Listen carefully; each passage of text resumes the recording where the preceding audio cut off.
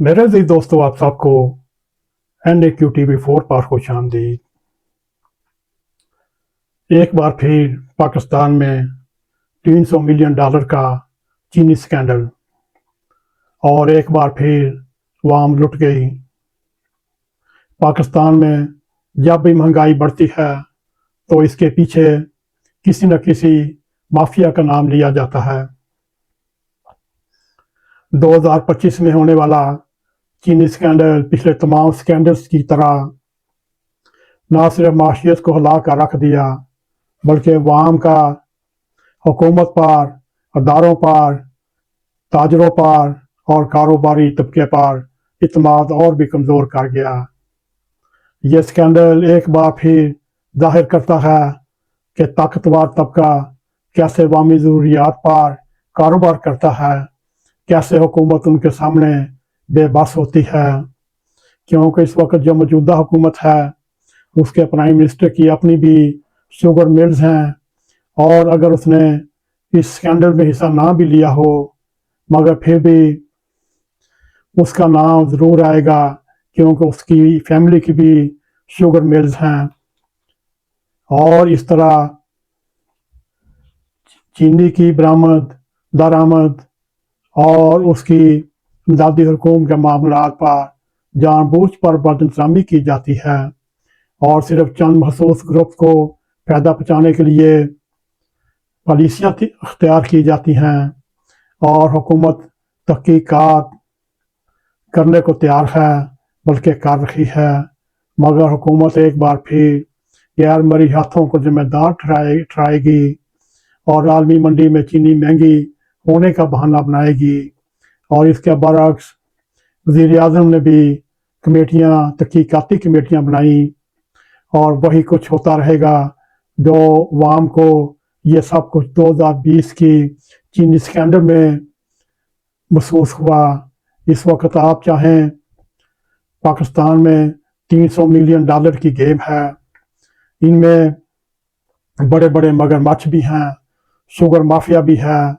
यही पहले चीनी ज़्यादा होने का शोर मचाते हैं, फिर वो दरामद करते हैं, फिर बरामद करते हैं और फिर ये दो तरफा डॉलरों का खेल, इसमें खुद ही डॉलरों से नहाते हैं, खुद ही अपनी तिजोरियां भरते हैं।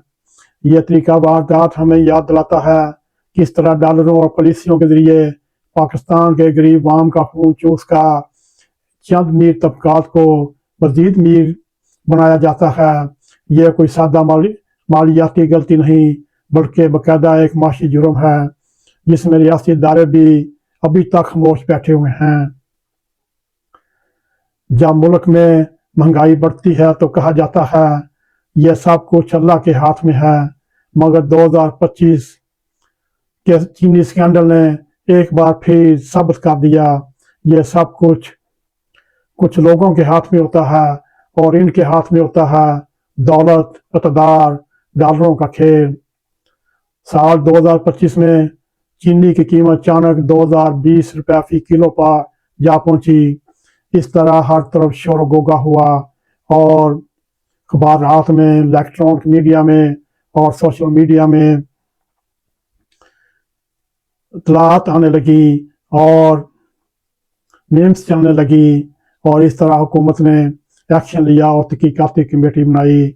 मगर हुकूमतें वजाहतें ही देती रही, लेकिन असल कहानी कहीं और से शुरू होती है। हुकूमत ने कहा चीनी कम है, लिहाजा इसे दरामद की जाए। शुगर मिल मालिकान ने कहा चीनी बाहर से मंगवाएं, डॉलर भी सरकारी बैंक से सस्ते दाम लें और फिर चीनी मंगवाएं और 220 रुपये किलो पर फरोख्त करें। वही चीनी चंद महीनों बाद बाहर दरामद कर दी गई। वही चीनी वापस अपने मुल्क मंगवाई। यूं डॉलर भी मारे, मुनाफा भी हमारा। महंगी चीनी ने आम वाम का चूल्हा ठंडा कर दिया। मजदूर की चाय, बच्चे की टॉफी, सब कुछ महंगा, मगर फायदा सिर्फ बासर शुगर माफिया को। और इसके नतीजे में ना किसी शुगर मिल पर छापा, ना किसी को गिरफ्तार किया, ना किसी से सवाल और जवाब पूछे। तहकीकात का मतलब वाम को लॉलीपॉप चूसनी या पिलाने का अमल लाया जाता है।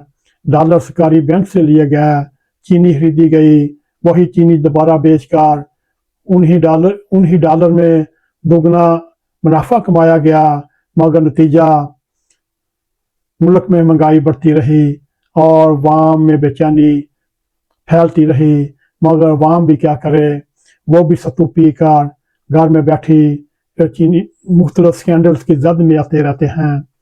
क्या इस स्कैंडल के असल किरदारों को सजा मिलेगी? क्या आने वाले वक्त में चीनी आटा घी जैसे माफिया का जोर टूटेगा या सिलसिला यूं ही चलता रहेगा?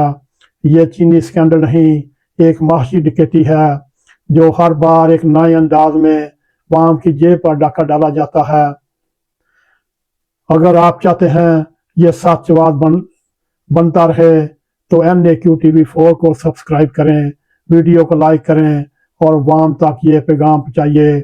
इस माफिया को सजा दी जाए, माफिया का जोर तोड़ा जाए और यूं ये शुगर माफिया जो डॉलरों में खेलता रहता है, इनके लिए दो तरफा तमाशा है, ये खत्म हो। और बेल आइकॉन को जरूर क्लिक करें ताकि हमारी आने वाली वीडियो आप तक पहुंची रहें। इसी के साथ हमें इजाजत दें। अस्सलाम वालेकुम व रहमतुल्लाहि व बरकातुहू।